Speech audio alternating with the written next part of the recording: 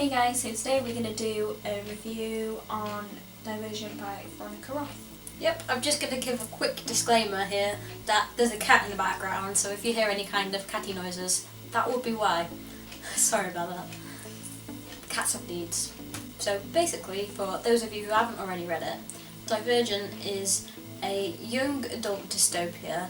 It's set in a world where there are 5 fractions, each based on one personality trait that they think combined would be sort of the best way to have a functioning society, a healthy sort of functioning society sort of thing. So the traits are, now I can never remember these, so bear with me, but they are bravery, selflessness, truthfulness, knowledge and peacefulness. Thank you. So those are the traits. It's a pretty basic plot. It's just a coming of age story following this girl called Triss. Basically when they come of age they have to do an aptitude test kind of thing, which will sort of sort them into their future fractions, and then it just follows her on the development to getting into one of the fractions basically. And obviously as it's a dystopia, it's sort of Triss coming to the realisation that maybe the world isn't everything that it was promised to be.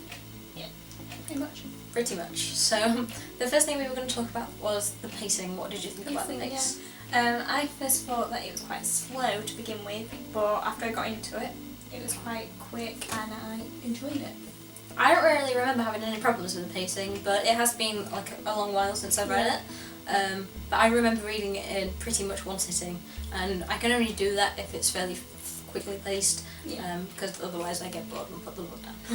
The next thing we were going to talk about was character development. I felt that Triss was really well developed, and the other characters were also quite developed, but probably not as much as Triss. I pretty much agreed with that. Like there weren't any characters that were especially underdeveloped. It's just that Triss, being the main character, had the most thought put into her, the most experiences that made her develop her character.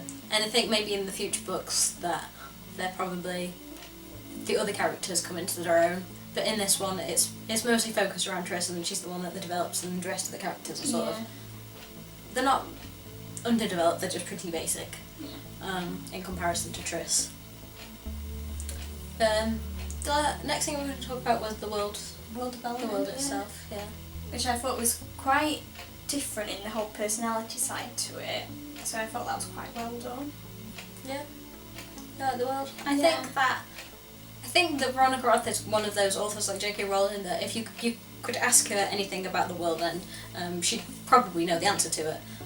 There's nothing you could really catch her out with, I don't think. But I'm not sure that on paper all of the information comes into account in the first book. It's really heavily focused around politics, which is obviously the dystopia. I think that I would like to have known more about the society itself before they tell us why it doesn't work. I mean, obviously in all dystopias they sort of come to a realisation that the world isn't everything that it should be, but I would like to know what it is before they tell us what it shouldn't be, what it should be, sort of thing. Because, I mean, there's not really a lot of talk about what each faction does, sort of like who provides food and resources and health and things like that, and I'm fairly sure this is covered in future books, and it might even be covered a little bit in this one, but I don't personally remember seeing it. And I really wanted to know that kind of... Yeah, I don't remember seeing that either, really. No. It's more covered in the second one, but when I was reading the first one, that was one of the problems that I had with it. I just thought it wasn't... it could have been a little bit better explained in the book. Yeah. Overall, how many stars would you give it? I give it 4.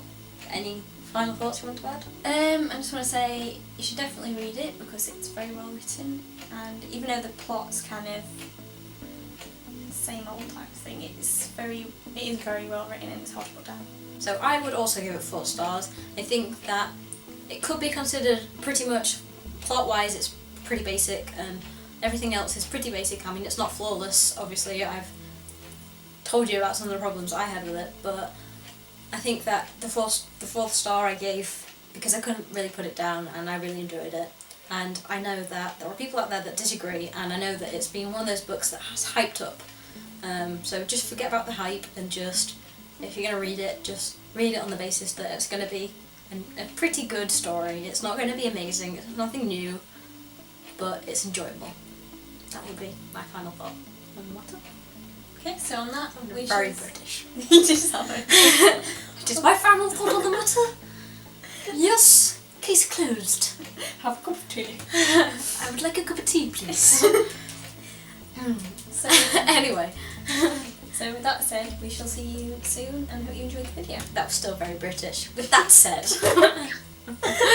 we'll try and stop being so British. We'll see you next time. Bye, guys. And the other characters were... Do you mind? We're trying to film.